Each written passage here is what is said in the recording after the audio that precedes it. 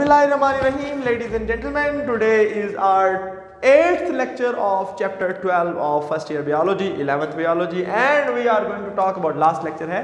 हम आज बात करने जा रहे हैं about the problems associated with the nutrition. आज हम सारे तो नहीं पढ़ेंगे, मतलब ये वाले सारे ही पढ़ेंगे. बहरहाल इसके अलावा भी बहुत सारे प्रॉब्लम्स हैं, उनकी पूरी की पूरी हिस्ट्री हमें अभी ज़रूरत नहीं है पढ़ने की. इस लेवल तक आपकी जानकारी के लिए और पेपर्स के लिए हमें ये वाले सारे पढ़ने ज़रूरी हैं. तो इनमें सबसे पहली जो प्रॉब्लम हम डिस्कस करने जा रहे हैं, इसका नाम है डिस्पेप्सिया. एक मैं आपको बात बताऊं, जिस चीज़ में ना डिस आ जाए ना, डिस, इसका मतलब ये देखो, ये वाला, इसका मतलब होता है मुश्किल. डिस्पेप्सिया, मुश्किल से डाइजेशन, यानी डाइजेशन प्रॉपरली ना हो, इनकम्प्लीट डाइजेशन हो, मसला मसाइल हो, ये किसी भी वजह से हो सकती है. ठीक है, इनकम्प्लीट डाइजेशन. सही है. अब अगर आप गौर करें तो मैं पहली जो लाइन लिखूंगा पॉइंट, उसमें बीमारी को डिफाइन करूंगा, उसके अंदर होता क्या है. दूसरी बताऊंगा, उसके अंदर जो दूसरी लाइन होगी उसके अंदर उसकी काज के बारे में थोड़ा बताऊंगा. यानी जब भी आपने किसी बीमारी को पढ़ना है ना, तो सबसे पहले उसको डिफाइन करना है कि ये है क्या. फिर उसके बाद आपने उसकी काज के बारे में आइडिया लगाना है. फिर उसके जो क्लिनिकल साइंस हैं, यानी उस बीमारी के अंदर मसला मसाइल क्या है, और अगर उसका ट्रीटमेंट दिया हो तो फिर आपने वो बोल देना है, नहीं तो नहीं. सही है. ये है शॉर्ट्स के लिए. अगर लॉन्ग में लिखना हो तो फिर आप पैथोजेनेसिस और मैकेनिज्म ऑफ डिजीज और ब्ला ब्ला ब्ला कर सकते हैं, उसकी वो एक अलग इशू है. ठीक है. तो डिस्पेप्सिया अगर मैं बताऊं तो ये इनकम्प्लीट डाइजेशन है, इनएफिशिएंट डाइजेशन है, स्टमक का प्रॉपर फंक्शन ना हो. पर ये डिस मैंने बता रहा था, डिस्निया, मुश्किल से सांस आना, डिस्टोकिया, बच्चा पैदा करने में मुश्किलात होना. तो ये आपको पता चल गया कि जिस चीज़ के साथ डिस आ जाए वो क्या है, मुश्किल. तो अगर स्टमक की एक प्रॉपरली डाइजेशन नहीं कर रहा, ये वजह क्या हो सकती है. ये वजह हो सकती है any problem inefficiency of stomach and small intestine. वो कैसे हो सकती है, वो बाइल के डिक्रीज्ड होने की वजह से, बाइल कम हो गई है, वो गैस्ट्रिक जूस जो है उसके ज़्यादा होने की वजह से, वो जो है वो अपना एसिडिटी, स्टमक के अंदर एसिड बहुत ज़्यादा प्रोड्यूस हो गया है, उस पीएच बहुत कम हो गई है, उसकी वजह से, वो फॉल्टी फूड की वजह से, किसी भी वजह से वो मसला हो जाए तो हम कहेंगे कि ये एक तरह के ये डिस्पेप्सिया ही है, इनएफिशिएंसी ऑफ द स्टमक ही है. अब आते हैं उसके साइंस क्या होंगे. तो देखें, द स्टमक पेन, स्टमक में क्या होता है, खास तौर पे पेट में, पूरे पेट में आप समझें उसको, बंदे को पेन फील होता है, खास तौर पे डाइजेस्टिव रीजन का. ठीक है, स्टमक वगैरह का मरोड़ उठना, ये वो. ठीक है. इसके अलावा उसको वॉमिटिंग हो सकती है, उसको मतलब उल्टी वगैरह आने की खसूसियत भी हो सकती है. इसके अलावा और भी मुख्तलिफ साइन, नौजिया, उसको मतली आने की कैफियत हो सकती है. ये वाली सारी चीज़ें. ठीक है. अच्छा, एक और चीज़ भी यहाँ पे जो बातें लिखी हुई हैं, that is stomach pain, vomiting, nausea. Nausea का मतलब होता है मतली, उल्टी आने से पहले जो फीलिंग आती है ना, उसे क्या कहते हैं, नाउजिया. ठीक है. और the last one is the flatulence. Flatulence का मतलब होता है गैस भर जाना. ठीक है. तो ये वो सारे मसले हैं जो कि डिस्पेप्सिया के साथ एसोसिएट हो सकते हैं. ट्रीटमेंट क्या है भाई, वक्ती तौर पे इसका सबसे अच्छा ट्रीटमेंट होता है कि आप खाना एक दफ़ा छोड़ दें, मतलब खाएं पिए ना, थोड़ा भूखे रह लें, और उसके बाद फिर क्या होता है कि आहिस्ता आहिस्ता ऐसी फूड की तरफ आएँ. और अगर फिर भी मसला हल ना हो रहा हो तो पेट दर्द की दवाई ले लें, वॉमिटिंग वाला सिरप ले लें, वगैरह वगैरह. ये थोड़ा बहुत आप कर सकते हैं. ठीक है जनाब. तो आपको आइडिया हो गया कि ये साइंस थे. ये देखें भाई, ये साइंस थे, ये काजिज थी, और ये बीमारी का अपना नाम शाम था. आगे किए, फूड पॉइजनिंग. तो अगर मैं अब आपको बताऊं जी फूड पॉइजनिंग क्या होती है, तो आप ये नाम से जाहिर है, ठीक है, कि जो जहरीली फूड, ऐसी फूड जिसमें कुछ गंध हो, कुछ टॉक्सिन्स हो, ठीक है, उसको खाने की वजह से जो मसले मसाइल आते हैं, अगर आप गौर करें तो indicates the illness from indigestion, ऐसी खुराक जिसमें टॉक्सिन हो, indigestion of the toxic food, ठीक है। अच्छा, अब वो टॉक्सिन कुछ भी हो सकता है, मसलन वो बैक्टीरियल ओरिजिन का हो सकता है, मसलन वो खैर मैं काजिज में आपको बताता हूं। इधर देखो भाई, इधर देखो, ठीक है। अब इसकी काज क्या है? टॉक्सिक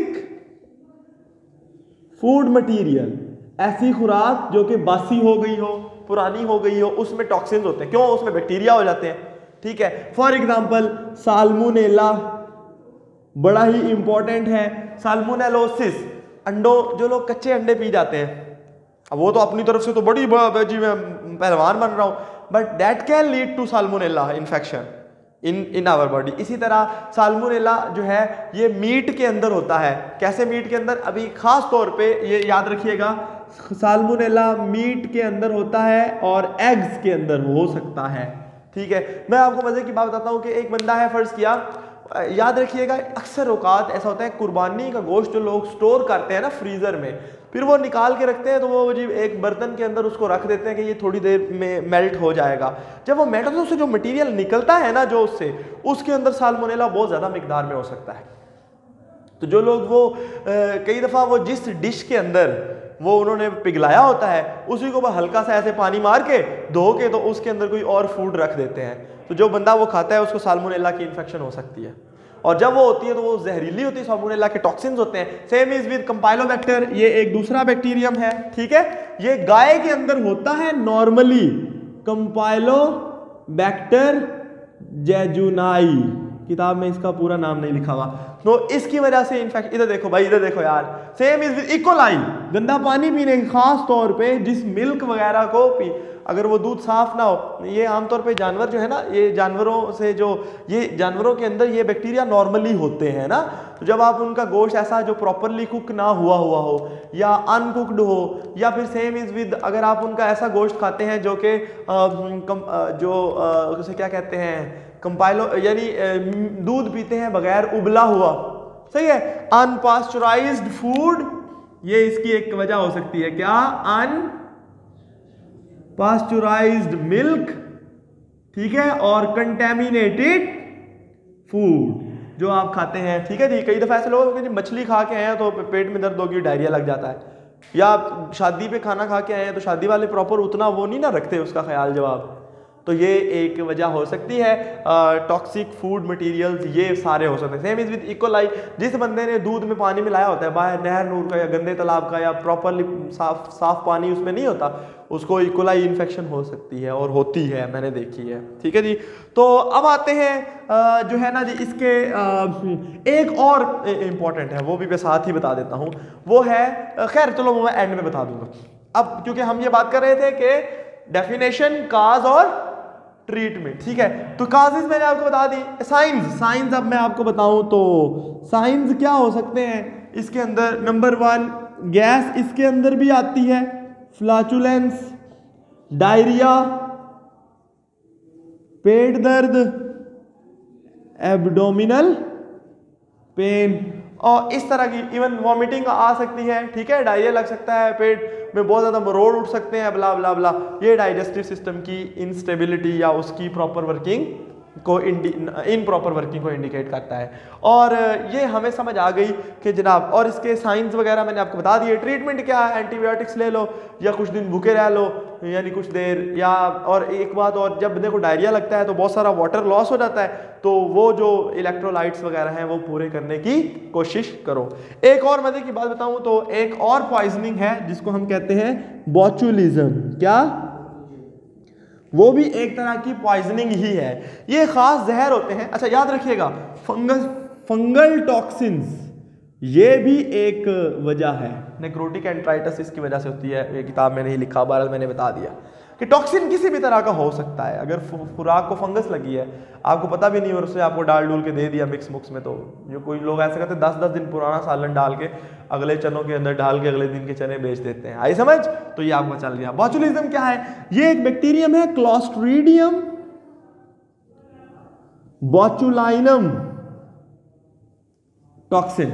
उसका जो जहर है ना वो ये आमतौर पे होता है कैंड फूड के अंदर। कैंड फूड से मुराद है वो खुराक जो बड़ी कैनिंग, जिसको प्रॉपरली पैक किया गया और वो प्रिजर्व्ड हो, क्योंकि ये एनारोबिक बैक्टीरिया है, ये ऑक्सीजन के बगैर जिंदा रहता है। तो ये उस खुराक में इसके टॉक्सिन बन जाते हैं। कई दफ़ा वो कहते हैं जी इस बंदे ये इतना जहरीला हो सकता है कि अगर आप फर्ज किया वो खा लिया जी मैंने जी वो प्रिजर्व्ड फूड, जिस तरह वो फ्रूट कॉकटेल मिलती है या पाइनएप्पल्स मिलते हैं, वो जी खा लिया तो वो बंदा मर गया, ठीक है, या कोई ऐसा माल्टी ड्रिंक पिया तो बंदा मर गया। तो why was that? Because of the क्योंकि ये इसके वजह से रेस्पिरेटरी पैरालिसिस, नर्वस पैरालिसिस, यानी फेफड़े और दिमाग दोनों गए तो ये दोनों ही वाइटल ऑर्गन है, डेथ भी होती है और हो सकती है। समझ आ गई थी ना आप बात की? तो ये आपको लग गया पता कि जी ये भी एक तरह की फूड पॉइजनिंग। अच्छा, यहाँ पे जब टॉक्सिक फूड का मैंने लफ्ज लिख दिया है ना, इसका मतलब है हर वो चीज़ जो बॉडी के लिए हानिकारक है, अगर वो उसमें है तो वो टॉक्सिक ही है और वो जहरीली है। नेक्स्ट सेट क्या है? ओबेसिटी। और अगर मैं जी आपको ओबेसिटी के बारे में बताऊं तो मोटापा, ये क्या होता है कि एक बंदा जो कि अच्छा ये मैं आमतौर पे ओबेसिटी का डेफिनेशन क्या है, हम उसी तरतीब से चीज़ों को पढ़ते हैं ताकि हमारी ज़रा आसानी रहे। ओबेसिटी कहते हैं the accumulation of fat in the body. अब ये किसी भी वजह से हो सकती है। मैं इसकी जो मेन वजह है इसकी वो है ओवर ईटिंग। अब एक बंदा है वो बहुत ज्यादा ओवर ईटिंग करता है, काजिज। अब मैं काजिज के अंदर सबसे पहली काज क्या है? Over eating. होता क्या है बेटा कि हमारी बॉडी के जो कुछ जब हम एक्स्ट्रा फूड होती है ना, जरूरत से जो ज्यादा होती है, वो कन्वर्ट हो जाती है फैट्स के अंदर, और वो फैट सेल्स के अंदर जाती है जिनको कहते हैं एडिपोसाइट्स। क्या कहते हैं? एडिपोसाइट्स। इनसे जो टिश्यू बनता है उसे क्या कहते हैं? Adipose tissue. सही है। ये जो एडिपोज टिश्यू होता है ये सेल्स है जो अपने अंदर फैट जमा करना शुरू करते हैं, फिर आहिस्ता आहिस्ता मोटे होना शुरू होते हैं, एक दूसरे के साथ जुड़ जाते हैं और इतना बड़ा फैट का वो बना देते हैं। ये आमतौर पे सबसे पहले कहाँ होती है? किडनीज के इर्द गिर्द, फिर हार्ट के गिर्द भी थोड़ी बहुत, इसी तरह ये स्किन के नीचे भी, तो ये जो है ना, फिर पेट की लेयर्स में भी, ठीक है। तो ये जो है ना, ये फैट जमा होती जाती है, बंदा ओवर होता जाता है, ज़्यादा उसका वजन बढ़ता जाता है। अच्छा, कुछ लोग कहते हैं जी वो अंधाधुंध भी खा लें उनको कोई फर्क नहीं पड़ता, और कुछ लोग कहते हैं ज़्यादा भी ना भी खाएं, ऐसे कहते हैं कि भाई तो रोटी को स्मेल भी कर लें तो उनका वजन बढ़ जाता है। वो उसकी वजह क्या है? उसकी वजह होती है हार्मोनल प्रॉब्लम, ठीक है। तो अगर जो है ना इसका यानी बिल्कुल फैट की जमा होने का लिंक पता है किसके साथ है? हार्मोनल। ये भी दूसरी वजह हो सकती है। एक तो ओवर ईटिंग है ना, दूसरा क्या है? Hormonal imbalance. अक्सर आप गौर करते हैं, कहते हैं जी शादी के बाद बंदा या तो मोटा हो जाता है या बहुत पतला हो जाता है। सेम इज विद ख्वातीन, जब प्रेगनेंसी के दौरान वो उनका वेट बहुत बढ़ जाता है, वो हार्मोनल चेंजेस की वजह से है। खाती भी है वो, लेकिन उनका फिर इनएक्टिविटी भी हो जाती है, बंदा भागता भूगता चलता फिरता नहीं है। तो वो सारा कुछ जो है ना, that leads to the hormonal imbalance, और जिसकी वजह से ये मोटापा आ जाता है। और इसके नुकसान क्या है? साइन एंड सिम्टम इसके तो नहीं बताने चाहिए कि भाई बंदा मोटा है, बड़ा फैट जमा हुई भी है। अब उसके नुकसान क्या हो सकते हैं फर्दर इन द फ्यूचर के? वो बंदा जो है उसको हार्ट डिजीज़ के प्रॉब्लम आ सकते हैं, उसको ब्लड की, खून की नालियों की डिजीज़ के मसले आ सकते हैं, उसको जोड़ों वगैरह के, क्योंकि उसकी वजन ज़्यादा हो गया है, उसकी वजह के मसले आ सकते हैं। तो ये सारा कुछ भी that is linked with the obesity. समझ आ गई जनाब बात की? नेक्स्ट सेट क्या है? तो ये मैं इसको मिटा दूं भाई, लड़कों समझ आ रही है ना? चलो शुक्र है। तो अब जो हम अगली बात करते हैं that is about the anorexia nervosa, ठीक है। एनोरेक्सिया कहते हैं आमतौर पे, एन का मतलब है नो, एनोरेक्सिया मतलब बंदे को भूख नहीं लगी हुई, और नर्वोजा का मतलब है जानबूझ के नहीं लगी हुई, दिमागी तौर पर, यानी नर्वस डिसऑर्डर है। नर्वस डिसऑर्डर क्या है? यानी लड़की, खास तौर पे ये जो बीमारी है ये टीन एज गर्ल्स की है खास तौर पे, वो क्या करते हैं, यानी intentional fear from being obese, जिसकी वजह से वो खाना नहीं खाती। उनको जी मैं तो मोटी हो जाऊंगी, सही है, और वो खाना नहीं खाते। इससे क्या होता है, यानी ये तो हो गया ना, काज इसकी क्या है, उनकी साइकोलॉजिकल प्रॉपरली डेवलपमेंट नहीं होती, वो बहुत ज्यादा इमेच्योर होती है, सही है। काज क्या है,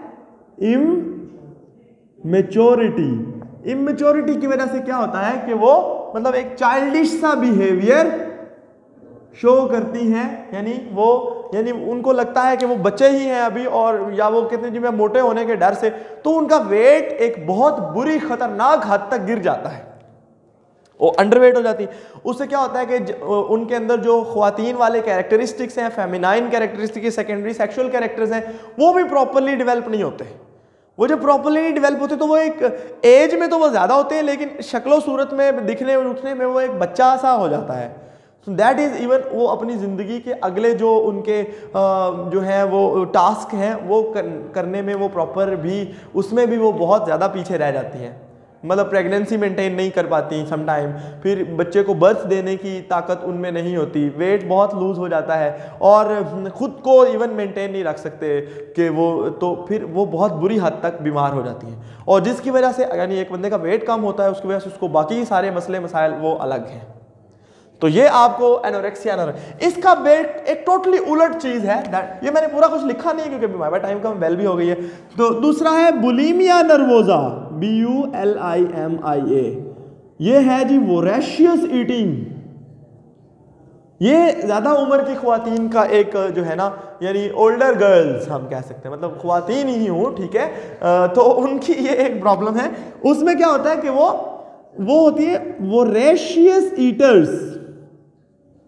क्या होता, क्या अचानक उनको दौरा पड़ता है और बहुत सारा कुछ खाना है जी, 2 पिज़्ज़े ले आओ जी, बर्गर भी, ये सारा कुछ, क्योंकि ज़्यादातर फ्राइड फूड, तलियाँ जो पेट भरती हो जो चीज़ें वो खाते हैं वो, सही है, वो बहुत ज़्यादा खाते हैं। फिर इवन यहाँ तक उनको खाने का शौक होता है, नान पकोड़े और ये सारा कुछ, कि वो बाकायदा पेट फुल भरने के बाद दोबारा उल्टी करती हैं और फिर दोबारा खाती हैं खाना। यानी वो उल्टी करके पेट खाली करना, या खुद को डायरिया लगवा के खुद पेट खाली करना और फिर दोबारा खाना खाना, यानी that can even lead to यानी इंटेंशनल परगेशन, यानी डायरिया लगवाना खुद को, and intentional vomiting, self induced vomiting करके, तो वो दोबारा खाना खाने का उनको इतना शौक हो जाता है। और इसकी वजह से जितने नुकसान, अच्छा वॉमिटिंग करेंगे तो बॉडी के अंदर से बहुत सारे इलेक्ट्रोलाइट्स, बहुत सारे मिनरल्स वो ज़ाया हो जाएंगे। डायरिया के अंदर भी same, sodium loss, potassium loss वगैरह वगैरह। और जो मसला है फिर उसके बाद वॉमिट करने से वो खुराक हजम तो इतनी होती नहीं, वो उनकी बॉडी का हिस्सा तो बनती नहीं है, लेकिन वो आहिस्ता आहिस्ता इवन कमज़ोर होना शुरू हो जाते हैं। ये भी एक ज़हनी बीमारी है बेसिकली, इसका डाइजेस्टिव सिस्टम से कोई ताल्लुक नहीं है, ये दिमाग का इशू है।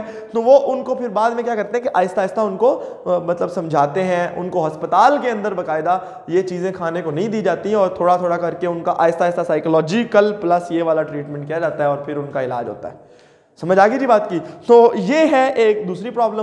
पाइल्स और अल्सर्स उम्मीद है आप पढ़ लेंगे, मैं बता देता हूँ बस। पाइल्स क्या है, ये बेसिकली हेमोरॉइड, बवासीर को कहते हैं। व्हाट इज इट के जो एनोरेक्टल एरिया है, एनस का जो ओपनिंग है उसके, और वो जो एरिया है एनस और रेक्टम इनसाइड, वो सारे का सारा, उसकी जो वेन्स आती हैं उनमें से वेन्स कुछ ऐसी हैं जो टॉर्चुअस हो जाती है, टॉर्चुअस मतलब फूल जाती हैं। उससे क्या होता है कि वो एक बहुत सारी वेन्स मिलके वहाँ एक छोटा सा जो है ना एक गुच्छा सा बना लेती हैं, और वो गुच्छा जब बाउल चलता है, यानी जब बाउल मूवमेंट होती है, जब डेफिकेशन करते हैं लोग, वॉशरूम जाते हैं, तो वो जब वहाँ से बोल मूवमेंट होती है, जब गुजरता है खाना, अनडाइजेस्टेड फूड, तो वो उसको प्रेशर करता है, उससे उधर पेन होती है, और इवन जब कंडीशन बढ़ जाए तो वहाँ पे बाकायदा ब्लीडिंग भी हो जाती है, सही है। तो वो जो है आहिस्ता आहिस्ता, अब ऐसा बंदा फिर क्या करता है, ऐसा बंदा वॉशरूम जाना नहीं चाहता, क्योंकि बेसिकली जब रेक्टम भर जाता है तो आपको पता है ना, डेफिकेशन रिफ्लेक्स आता है, यानी दिमाग को मैसेज आता है कि अब आपको वॉशरूम जाने की जरूरत है। लेकिन ऐसा बंदा वॉशरूम नहीं जाना चाहता क्योंकि उसे पता है कि मुझे तकलीफ होगी, तो फिर क्या होता है कि वो कॉन्स्टिपेशन का भी शिकार हो जाता है, वो कब्ज़ भी उसको हो जाती है, तो फिर उसके साथ साथ यानी रिलेटेड काफ़ी मसले मसाइल उसको होते हैं। ऐसे बंदे को फिर आजकल तो इसके सर्जिकल ट्रीटमेंट भी है, उसके अलावा भी बहुत सारा कुछ है, लेकिन ऐसे बंदे को आमतौर पे लिक्विड डाइट्स वगैरह पे रखा जाता है और ऐसी खुराक जिसमें ज़्यादा मिर्ची वगैरह ना हो, ताकि उसको उस दौरान डेफिकेशन के दौरान तकलीफ ना हो, या ऐसे बंदे को ऑयली फूड दी जाती है ताकि वो आराम से पास ऑन कर सके। अल्सर्स खुद पढ़ लीजिएगा आप, बाकी ये चैप्टर भी ख़त्म हो गया। Thank you so very much, अल्लाह हाफिज़।